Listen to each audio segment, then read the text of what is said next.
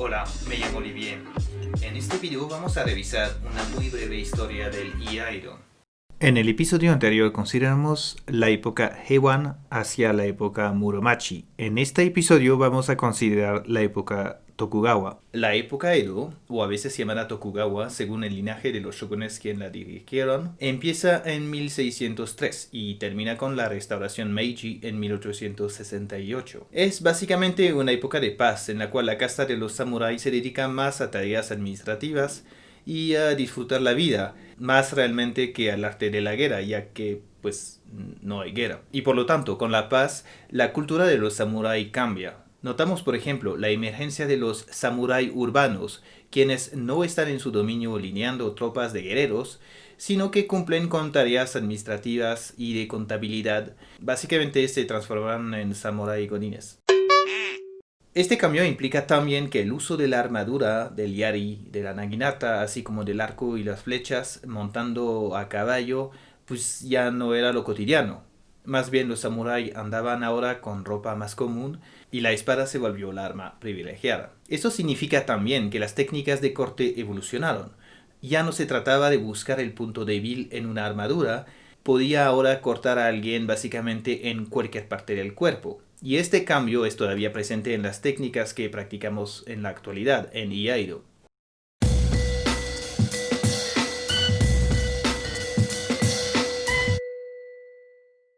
Respecto a la época Tokugawa, Bennett, en su libro Kendo, Cultura de la Espada, retoma una clasificación propuesta primeramente por Hertz 98, quien considera respecto al Kenjutsu o Yaijutsu 3 grandes periodos y 4 fases. Un primer periodo abarca los primeros 80 años de la época Edo y ve la fase de la intelectualización del Genjutsu. El segundo periodo se extiende del 1680 al 1786, en la cual vemos una fase de espiritualización del Genjutsu. Y finalmente, el último periodo, hasta la época Meiji, es una fase que lleva el Genjutsu hacia un lado más comercial y deportivo.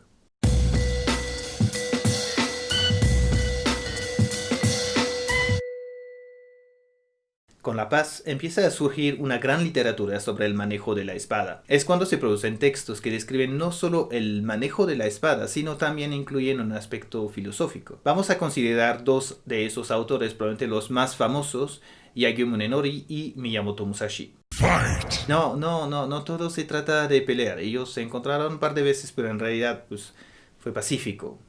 Lo interesante de esos autores es que ambos estuvieron en batallas y tienen los dos una amplia experiencia de combates en el cual arriesgaron su vida. Asimismo, y por lo tanto, pueden relacionar el combate individual con una estrategia más amplia de un ejército entero. Este último aspecto está muy presente en los escritos de Musashi, por ejemplo. Yagyu Munenori combatió en una de las últimas grandes batallas de la época Tokugawa, retomando el castillo de Osaka en 1615. Es hijo de Yagyu Muneyoshi, quien aprendió directamente del famoso Kami-Izume Ise no Kami. El papa Muneyoshi escribió el Shinkage Ryu Heiho Mokoroku no Koto, un libro sobre las 25 técnicas basada en los secretos que le enseñó Kami-Izumi. Muneyori, el hijo, compuso su obra mayor en 1632, un libro llamado Heiho ka Densho, que fue traducido de varias formas, pero básicamente se puede traducir como el libro de la transmisión de la estrategia familiar. Heiho quiere decir estrategia, Densho transmisión y ka familia. Si bien, como su nombre lo indica, es un tratado sobre la transmisión de los artes militares, estuvo muy influenciado por el teatro No, pero Munenori también integra muchas ideas del budismo Zen, en particular de la filosofía del prioste Takuan Soho. También recomiendo leer su libro Fudoshi Shin Myoroku, traducido como La mente inmóvil. En su libro, Munenori establece la idea de oposición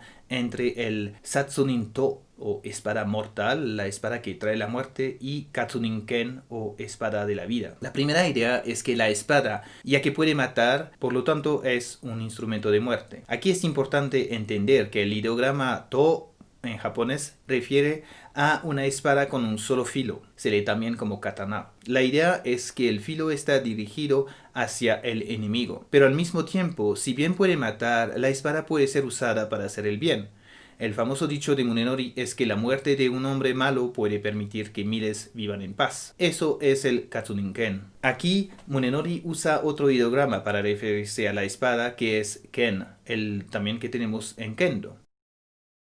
Ken refiere a una espada con dos filos. En contraste con el to, que solamente tiene uno hacia el enemigo, el ken tiene dos, uno hacia el enemigo y uno hacia sí mismo.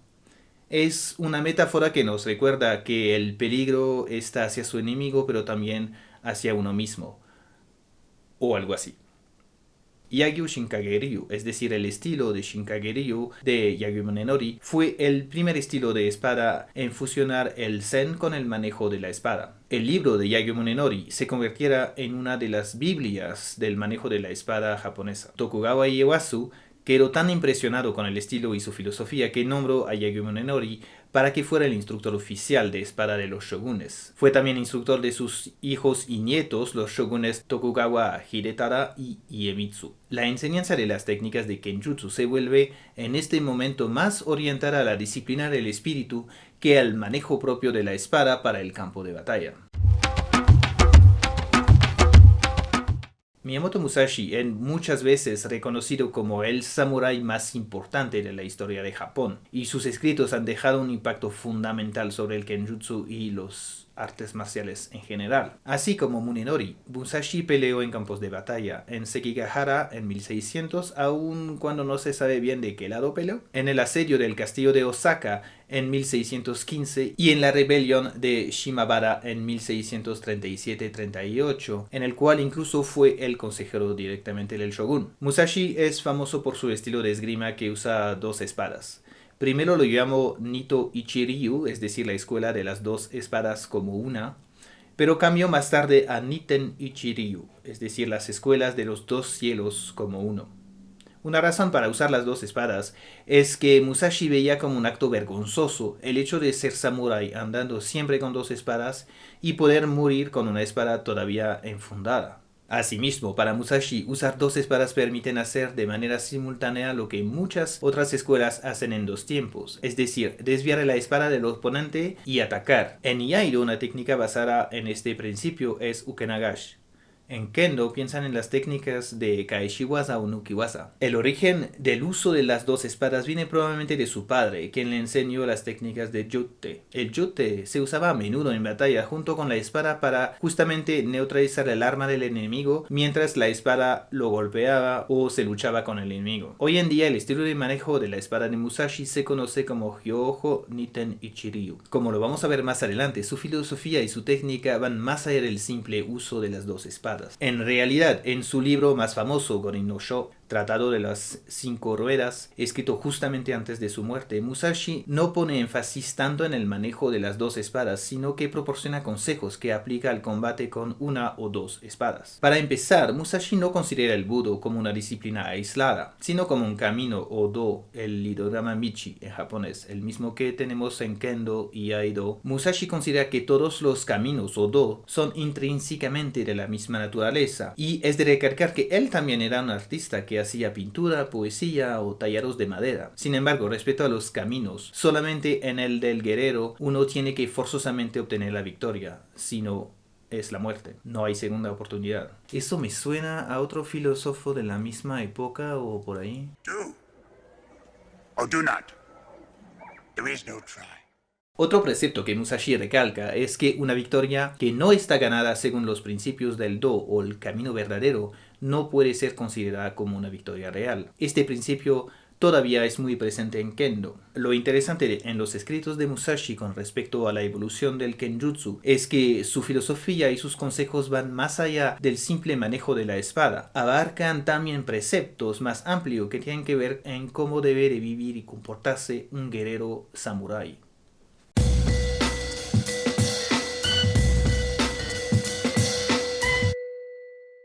Debido al hecho de que los samuráis se volvieron guerreros en temporada de paz, varios autores del primer periodo explican o ponen por escrito técnicas de espada, pero al mismo tiempo empiezan a poner un énfasis en cómo el manejo de la espada permite guiar al samurái en su vida cotidiana y empiezan a redefinir el espíritu samurái. Veremos más adelante que una segunda redefinición ocurría con Nitoe Inazo en el siglo XIX.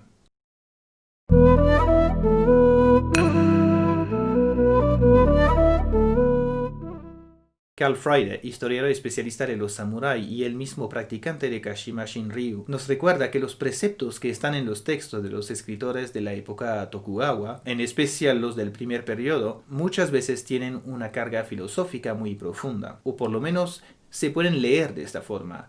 Pero hay que tener cuidado. Autores como Munenori y Musashi retoman una tradición de escritura basada en los escritos religiosos del estilo de los monjes budistas. El lenguaje usado en estos textos suena como muy filosóficos, con varias metáforas. Sin embargo, eso era la forma de expresarse en los escritos religiosos. Es cuestionable si la profundidad de esos textos era intencional o simplemente una copia de los escritos religiosos que se copiaron. Y es ahí donde pasamos de una tradición oral a escrita. Durante el periodo Tokugawa vemos la transformación de textos orales en textos escritos y el pasaje de una tradición oral a una tradición de lo escrito. La enseñanza verbal se conoce como Kuden y al principio del siglo XVI empezamos a ver la aparición de textos que recaban esa palabra llamados Kudensho. En los textos de Kenjutsu y de Budo, al principio se trata de simples listas de nombres, de técnicas o principios técnicos muy importantes. Esas listas se conocen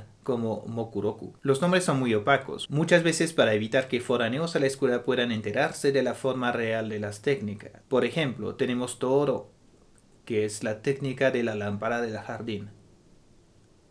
¿Okay? Yaru no Tachi, la espada de noche. Torabashiri, el tigre corriendo.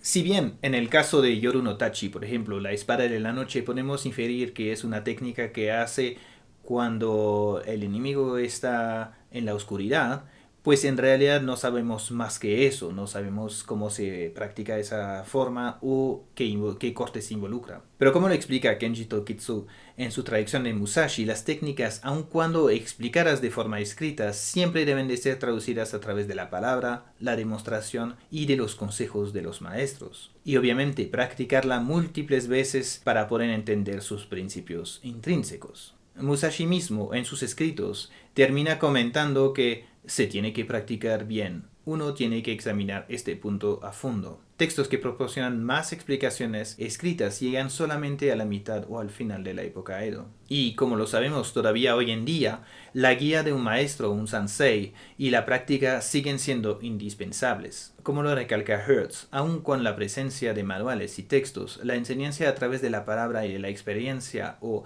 Ishin Denshin nunca desapareció. Es importante notar también que al nivel más lingüístico y cognitivo, explicar movimientos con el lenguaje únicamente es difícil. Se reconoce como la inefabilidad. No poder expresar nociones o sentimientos complejos únicamente con palabras. Por eso, cuando comunicamos, tenemos a usar gestos y, como dicen, una imagen equivale a 1000 palabras. Otro punto importante en el uso de la espada, y en realidad en el caso de todos los budos, es que existe cierta afordancia del inglés affordance o experiencia del uso del instrumento. Es decir, que con la práctica llegamos forzosamente a entender cómo la técnica tiene que realizarse de una sola forma, integrando movimientos y partes del cuerpo que hacen sentido entre ellos.